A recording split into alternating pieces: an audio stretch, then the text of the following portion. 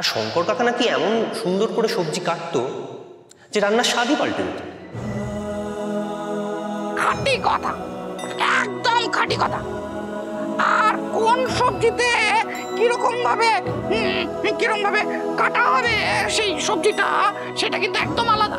যেমন ধরুন বাটি চচ্চড়িতে ছোট ছোট, মটনের আলু একটু বড় বড়, আবার মাছের ঝোলে ডুমো ডুমো। চুপ করবে, কখন থেকে বকেই যাচ্ছে।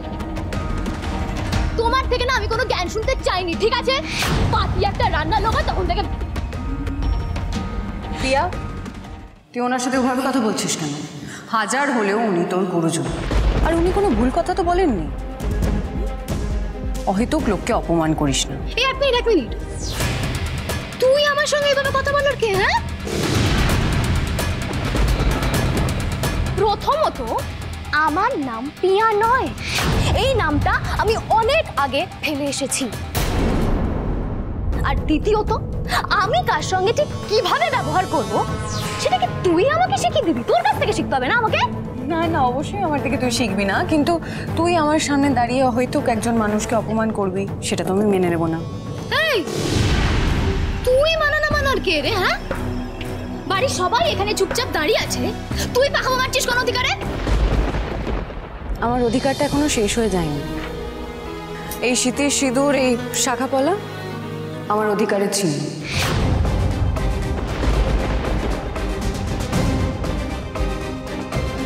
তুই এই বাড়িতে দাঁড়িয়ে অহেতুক একজন মানুষকে অপমান করবি, আর তোর সেই ভুলের দায়টা তো এই বাড়ির লোকের উপরেই বর্তাবে, তাই না?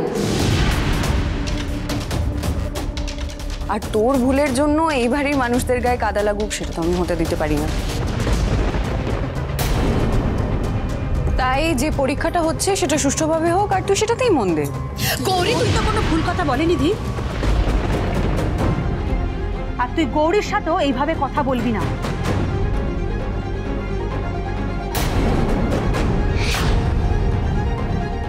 এই বাড়িতে গৌরীর কি অধিকার আছে কি থাকবে সেটা তো পরের বিষয়।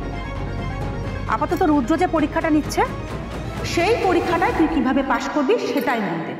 কেন বৌমা, তোমার কি আমার দিকে নিয়ে সন্দেহ আছে নাকি যে রান্না করতে পারবে না?